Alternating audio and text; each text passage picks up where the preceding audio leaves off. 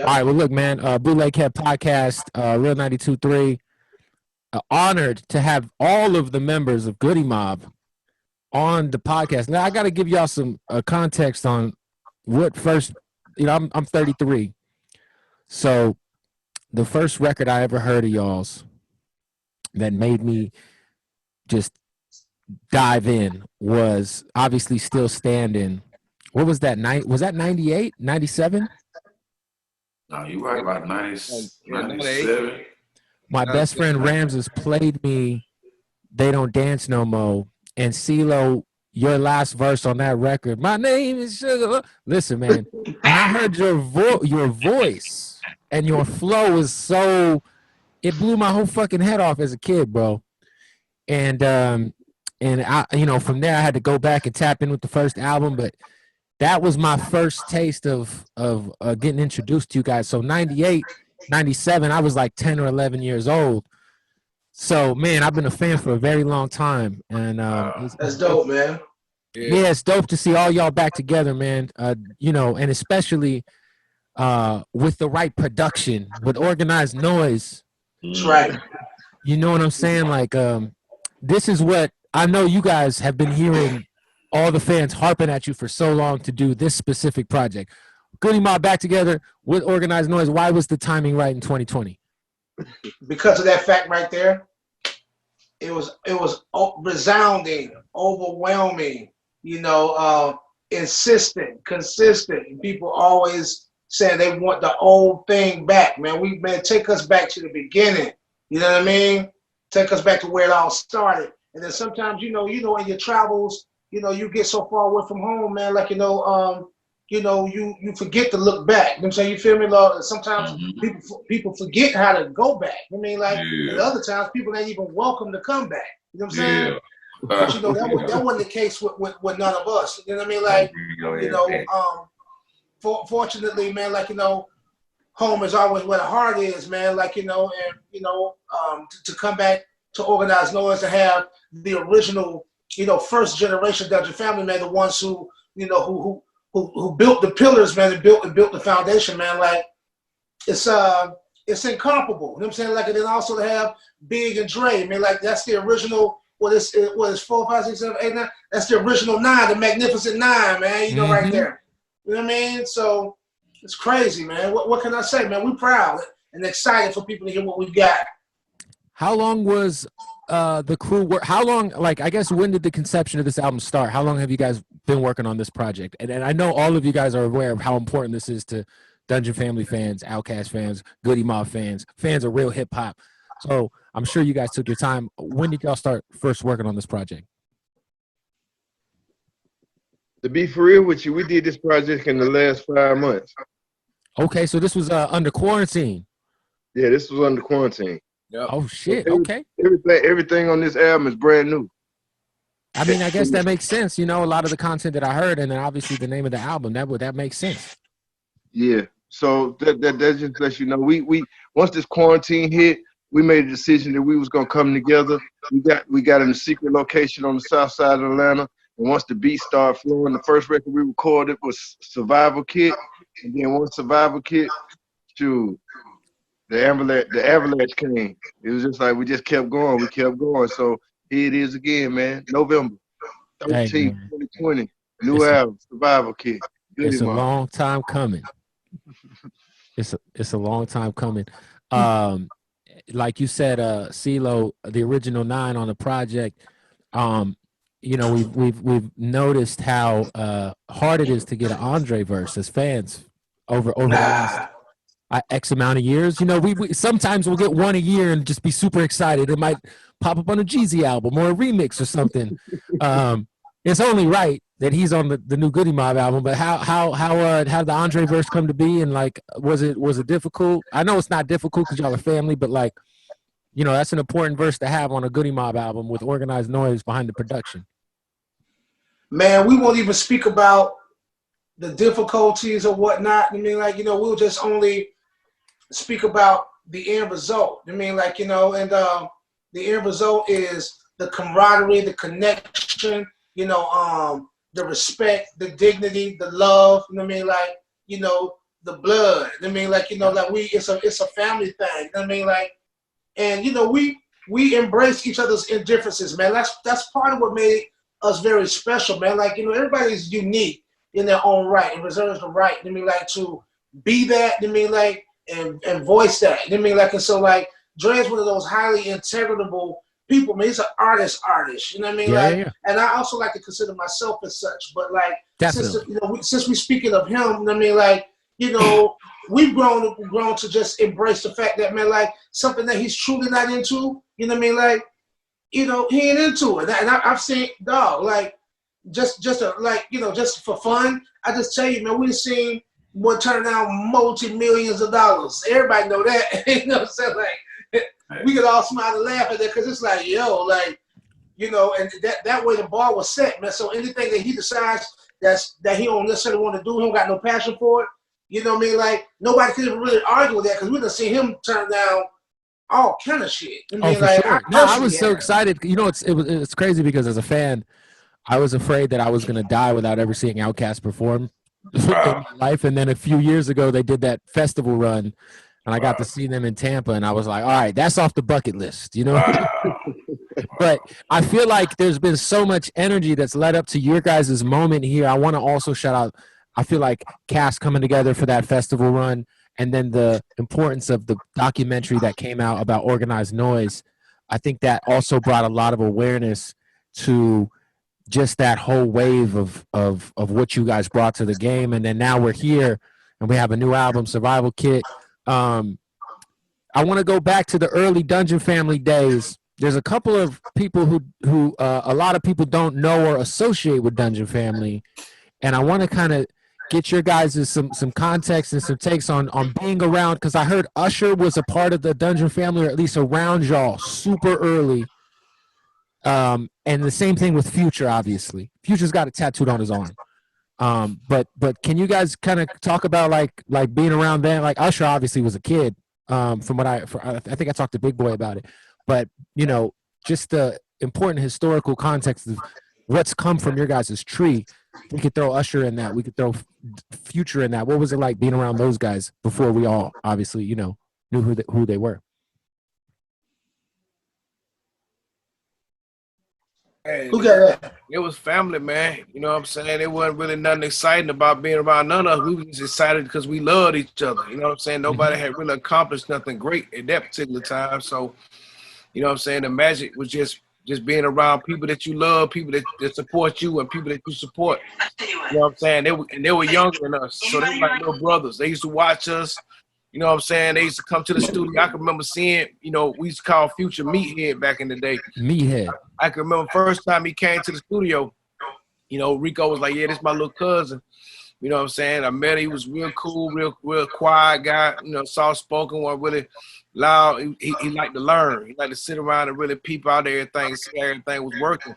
And I can remember popping in back in the day, like, the dungeon was always just an open door policy for all of us.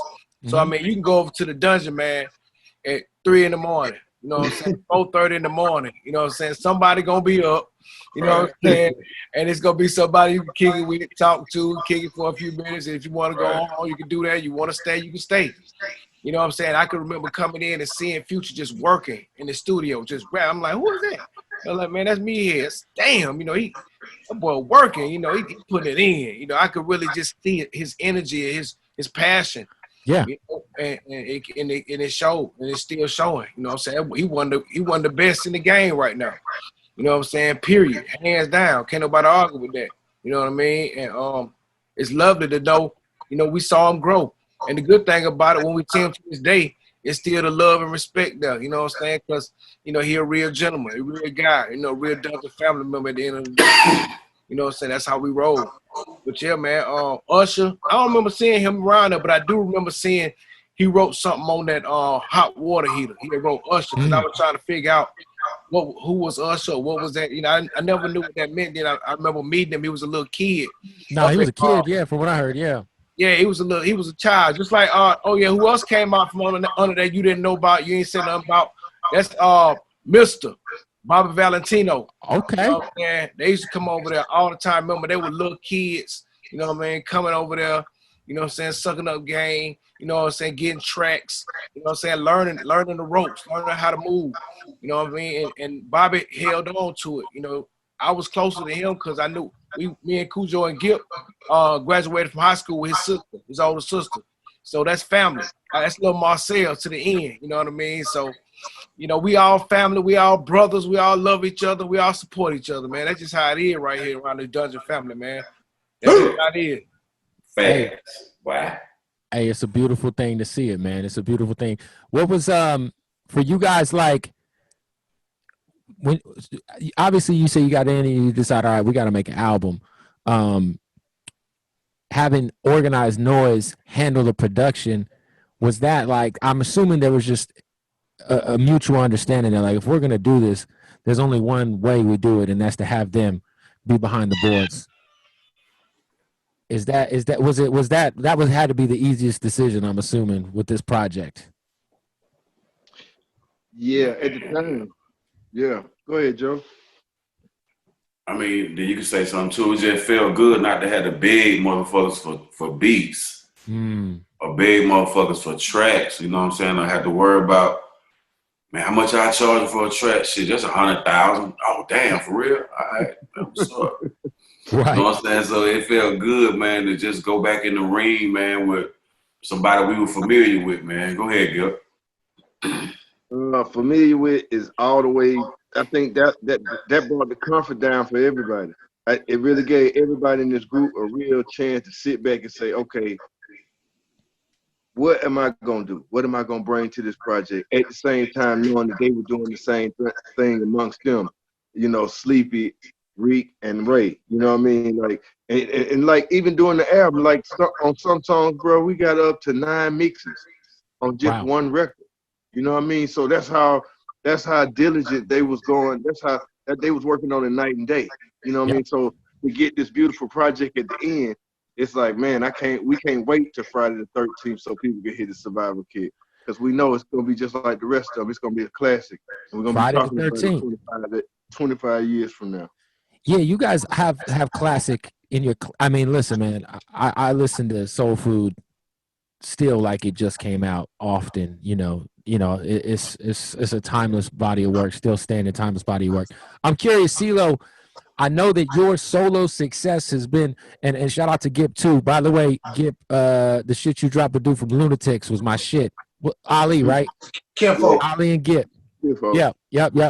But Cee-Lo, I want to touch. I know your solo success, your shit with obviously your first solo project was crazy. Then Gnarls Barkley came out, was crazy, and you're a superstar in your own right. How like, is it dope to be able to introduce fans of yours that might not be Goodie Mob fans to Goodie Mob 25 years later? Because there are fans of yours that might be just surface level Cee-Lo fans. Then I might not like dig into the fact that you came from Goodie Mob. How dope is that to bring a bunch of new fans to the party? Because my mom is a Cee-Lo fan. She don't know what the fuck Goodie Mob is, but she knows who you are. You know what I'm saying? Right. You know, I don't mind surface level Cee-Lo Green fans, but I do mind superficial Cee-Lo Green fans. You know what I mean? And there's a difference. You know what I mean? Like the ones that are truly aware of me, they're aware of the root of the, you know what I mean? Like, and the origin of where it come from. You know what I mean? Like, why not follow me back? Why not trace me back to the beginning? You know what I'm saying? Like, you feel me? So, it's not a conflict of interest, not to me. You know what I'm saying? Like, or anyone for that matter. You know what I'm saying? Like, like it's only weight to leverage with. You know what I'm saying? Like, and weight distribution. You know what I'm saying? Right. I believe that personally. I believe that any win on this side of it, I mean, like, is a win for everyone. So I believe that Gnarls Barkley, Cee-Lo Green, I mean, like, and any success associated with it, extends itself from Dungeon Family. So it's essentially and ultimately a Dungeon Family win. No different than when Outkast, like when Speak About Love Below go 10 million. Wins the Grammy Album of the Year. Wins the Grammy Album of the Year. We got the Album of the Year. Mm-hmm. You know what I'm saying? That's how I look at it. You know what I'm saying? And that's it. That's me trying to really keep that simple. You know what I mean? But like, but no, man, it's all relative and it's derivative of where something start from a starting point. You know what I'm saying? So, you know, having the support system, having the success ratio, I mean, like, and the strength of the mob and of the Dungeon family, you know, behind me, you know what I'm saying, like, is what propelled me to those heights. You know what I'm saying? Like, you know, even if it was used as a barometer of something I wanted to do better or do more of, you know what I'm saying? But all in an effort to represent, you know, not only my family, you know what I'm saying, like, you know, but our city, you know what I mean, like, to the best of my natural ability, you know what I mean? And so what you hear is just the humility that come along with that. I mean, like, so like, I ain't never really tripping. You say, you feel me? Like, cause my feet in the dirt, man. You know, I come up out the dirt. You know what I mean? I'm just I ain't no, and I don't trip off stardom, man. Like, you know, I'm a tall tree. You know what I'm saying? Like, or a tall and an even taller antenna. So I'm up there where I can pick up. I pick up the signal. You know what I'm saying? Like, and I get the message, and I transmit, and I transcend, and that's it. Hey, it's lit. Hey, when I was coming up, man, I remember because I'm a diehard Outkast fan, diehard Dungeon Family fan. When you guys all came together for Even in Darkness, right? I thought that was. I mean, I'm even like, I remember Cool Breeze's East Point's Finest album. That Watch for the Hook was my shit. I'm a huge Dungeon Family fan, so when everybody got together and made Even in Darkness, it was crazy. Can you guys give me some like a story or two about the making of the actual Dungeon Family album? Because I think that album is very slept on and doesn't get enough. I don't hear enough conversation or praise about how dope that project was. That's a good example, man, using Cool Breeze, East Point's greatest hit. I mean, that song, Watch for the Hook, man, like, you know, that's when, you know, his project was launched off the back of Organized Noize,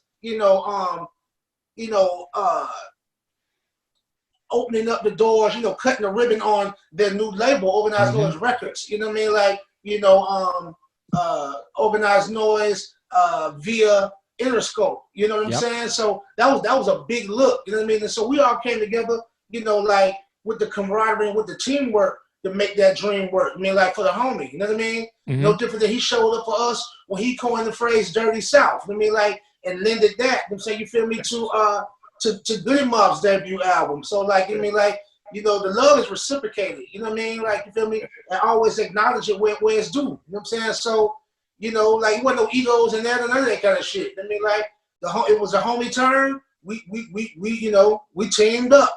You know, got suited up and got on the field with him, and that's what it was about. Yeah, but with the Even in Darkness album, what was that like? That's a hard thing to pull everybody together, especially at that point of everyone's careers, because you guys are all at that point in time. Cast is fucking out of here, and then you got fucking out of here, and to bring everyone together. What was? I'm assuming that was it Organized Noize that kind of quarterbacked the creative process for that project, like, or what was it? What was making that album like? It was Organized Noize because I mean we was both on tour. Like Outkast was doing Smoke and Grooves tour. I think Goodie Mob was out with I think we had just came off Fishbone and De La Soul tour. Oh shit. So it was a real crazy time. So we was doing the records in and out, coming in and out of town. You know, like, so we didn't really get to start to even do that album. We didn't get to tour a lot because just our schedules, man. It was just we was just doing so much at that time. I can imagine. With this project, what was with the word Survival Kid? I mean, like, when I see that, and go ahead. You know why labels don't support big albums like that, bro, and why that stuff only happen every so often? Not because they don't want to see something great, you know what I mean? Like, you know, but because logistically, projects like that are expensive to do. You know what I'm saying? It's a lot of working parts. You know what I mean? Like, especially if everyone's on different labels. Different labels and different tax brackets and pay grades. You know what I'm saying? All of that. You know what I'm saying? So it takes a lot of humility from everyone involved, right? Yeah. Yeah. Because like you said, there might be somebody who'd be like, yo, man, I'll do it, but I need more than this person. And it's like, nah, we're not doing it for that. We're doing it because it ain't even about having more than that person. It's about I need what I deserve. Right. Yeah. Because y'all gonna turn right back around and promote this to my audience. Sometimes the audience that I've earned and worked for. So if you're gonna sell it back to them, you're gonna say like, you know, at least give me goddamn, you know, Right. give me what I needed out of it. Shit. Hey, I'm curious. Was there ever a record or any sort of moment creatively that you guys as a group regret looking back on your guys' career? I got some. I'm gonna speak on this, y'all, since I had damn near everything to do with it. So like, you know, even though now we come back together and we talk about it now, we laugh about it now. But like, I gotta say, man, the Age Against the Machine album, you know, there's some regretful parts on there for me, man, because I think the ambition was blind, and man, like, you know, we was in another spectrum and sphere, man, like, you know, an atmosphere around that time, and trying to correlate, you know what I'm saying, like core audience with commercial appeal, you know, and so on and so forth, and just trying to pull it off. And that's me, man. Like, you know what I mean? Like, you know, I think it was some different kind of malfunctions in there, like songs like Amy and My Very First White Girl, and you know, people was like, oh my God, what the fuck is going on? Yeah, it's funny because I felt that as a fan. I was gonna say. Yeah, I know.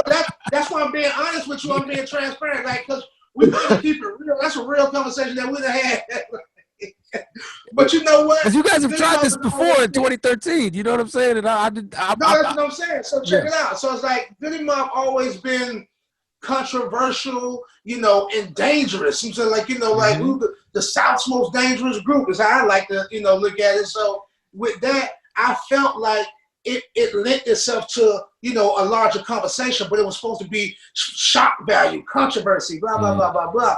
But instead of that, it just ended up just being a disconnect. I mean, like, and disappointment. I'm saying, like, you know, because, you know, we might have didn't have to reach that far. Sometimes you want to reach to you know what I mean, like to grab, you know, what you feel like is yours, what you feel is when you're in your reach. But sometimes you stretch yourself too thin. You know what I mean? And I will say that I can be honest in saying that in retrospect. But then there were some moments. I think people will also maybe listen back to that project now, especially after we nailed it with this project. I think people will listen back to that and be like, okay, I can appreciate it more and see it in a different light for what they were trying to do in that time period. You know what I'm saying? You feel me? But like the missing link of that album was the cohesive sonic, you know, sound bed, you know, and just the energy, you know, and the affection of Organized Noize. I was gonna say Organized Noize, yeah. Yeah. If you do something by default and everybody not, you know, you can't expect nobody to halfway support you, man. Like, don't never ask nobody to straddle the fence for you, man. Like, never no neutrals with us, man. Either park or drive. You know what I'm saying? Right. I think it's safe to say, like, the people who are screaming they want a Goodie Mob album in 2020 are the people who want y'all to work with Organized Noize. They're the people who they're like, yo, you know, I think that there's something to be said about, I just listened to, I don't know if you guys heard the new Busta Rhymes album. Yeah.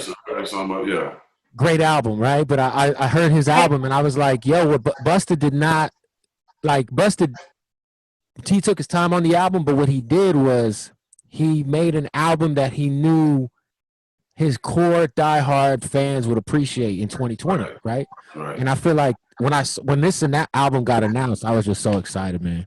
I was so excited because if it would have been announced without Organized Noize, I would have checked it out. But I was like, okay, sonically, this is going to be something cohesive. This is going to bring back, you know, this is and maybe the gift and the curse of the pandemic. You know, we're getting a lot of great music out of this pandemic. Yeah.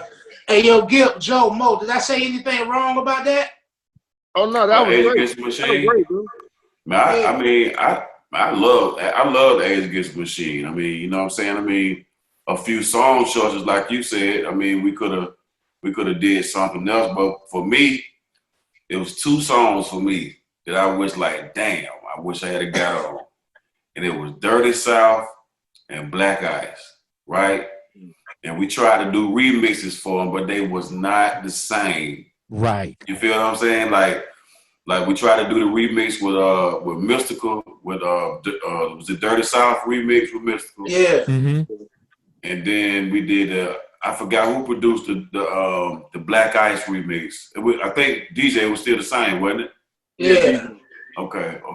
But yeah, those are the 2 songs I like. Damn, I wish I had a guy on them 2 songs right now, man. You know, Black Ice obviously is a record that, like, you know, it's like that shit just needs to just be left alone. You know what I'm saying? Yeah, I feel you. Yo, we're breaking down this video. We're not breaking it down. We're taking a break in the video to tell y'all about our sponsors, Odd Socks. All right, listen, man, oddsocksofficial.com. What the fuck was that, bro? It was like a fucking Pomeranian hair floating in the air. Anyway, oddsocksofficial.com. Keyword Bootleg Kev. Go over there, get you some socks, and you'll save 20% off if you use that keyword. They got South Park license. They got some Ghostbusters, Pimp C, Mike Tyson. Really, the one that I really care about is they got that WWE license, so you can get these awesome NWO socks. And then they got their Odd Socks Basics. You know, for all the basic bitches, get you some basic socks, even though they are very comfortable. They're probably the most comfortable socks. Actually, not probably, definitively the most comfortable socks I've ever put on my feet. Yes, all right? And that goes for all types of socks. So go to oddsocksofficial.com, get some socks. By the way, SpongeBob socks, they're kind of fly, right? Christmas time's on the way. Use the keyword Bootleg Kev, 20% off, oddsocksofficial.com. Support us by supporting Odd Socks. Let's go. Hey, you guys also went through this weird era of your career where the One Monkey Don't Stop the Show album came out. Obviously, that was the album that Cee-Lo was not part of. How hard was it for you guys to get through some of the bumps in your guys' relationships, you know, that you know may or may not have been public? But I think, like, you know, at the end of the day, you guys were here in 2020. You guys did an album after that, but like that specific just era of your guys' relationship in the group, and at that point in time, I think Cee-Lo, you were on your 2nd solo album by then. I think so. Yeah. Soul Machine. Right. So what was that era like? Because at the time, hey man, I'm a fan, bro. And look, the Cee-Lo Green's Perfect Imperfections. That's my shit. You did not disappoint. When you dropped that shit in 2002, I was like, this shit did not disappoint. This is what I wanted from a Cee-Lo album. It was trippy as crazy, man. I appreciate that. But you want to take that one, Joe, and give? Come on, man. Somebody speak on that. Yeah, shit. I mean, like I said, all of us grew up together. You know what I mean? So it wasn't nothing malicious to where, like, shit, when I see that nigga, it's on site type shit. So it wasn't never like that. You know what I mean? So it was just us finding another way to communicate, you know what I'm saying, with our fans, even though, you know what I'm saying, we had our little bro with us, you know what I mean? But it was much since I remember seeing Cee-Lo out in goddamn Denmark one day. You know what I'm saying? We was in a festival somewhere. I was just walking around, man, and I forgot what year was that, though. You remember what year that was? That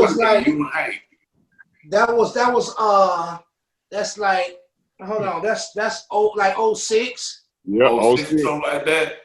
And when did that One Monkey album come out? When did that come out? Like 04.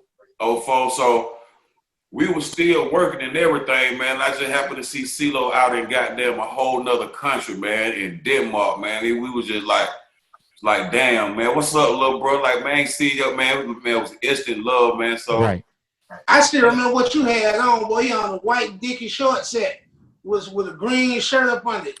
Hey, depending on what year that was, who knows what y'all were wearing? Because there was the Mutant Mind Frame state where Gip was wearing some wild shit, and Cee-Lo, you was wearing wild shit. I mean, it was. Man, I'm gonna tell you where that came from. Gip could probably answer that too. Cause Gip started a lot of this shit, man. Like, I was gonna say that was my next question. How much of this shit did Gip start when it comes to the wild? Because I feel like he don't get enough praise when it comes to. He don't introducing a lot of that wild fashion shit into the game. What I'm gonna let he gonna speak for himself, but I just want to speak on, you know, just say this because, you know, within our realm, he was definitely, you know what I mean, like doing it, you know, the first, like even before I even really knew Gip, I knew of Gip, and Gip had really kind of made a name for himself for kind of going against the grain. So everybody was wearing gold, Gip wore silver. You know what I'm saying? And that's how I knew him. Like I had been introduced to, or he had been spoken of. Like I was like, you know, Gip, he wear silver, so you can just tell that was silver. Yeah, that was you know, that was like a calling card. That was a trademark. Like apparently it was noticeable as shit in that time. You know what I mean? But you know, they you know, the big homies are a little older than me, so I would only hear about certain stuff. But So GIT was definitely making a mark, even in high school, was just going the other way with it. You know what I mean? Like, he definitely embellished on that within the group. You know what I'm saying? Like, you know, and then in the extension of that, everybody had some of this shit in them. You know what I'm saying? Like, you know, and especially when George Clinton christened us the Young Parliament Funkadelic, you know what I mean? Like, which basically gave us a license to ill. You know what I'm saying? Like, we can do anything we want to just do. You know what I mean? Like, and the Godfather say it's okay. Right. We snap. You know what I'm saying? You feel me? Like, we definitely snap.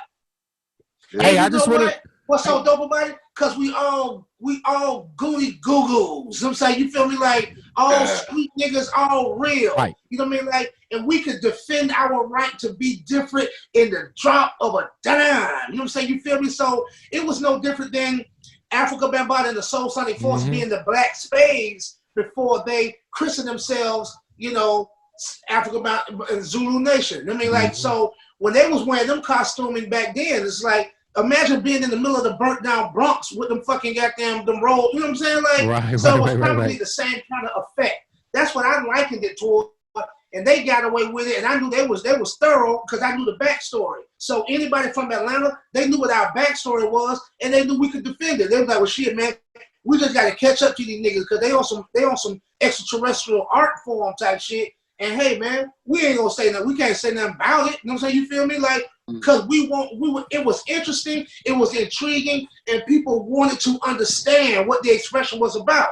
But it was just the rites of passage to be, you know, just the individuals that we were. You know what I mean? Like, we fought for that. You know what I'm saying? Like, and it was an easy win too, because like we had nuts, man. You know what I'm saying? Like, nuts.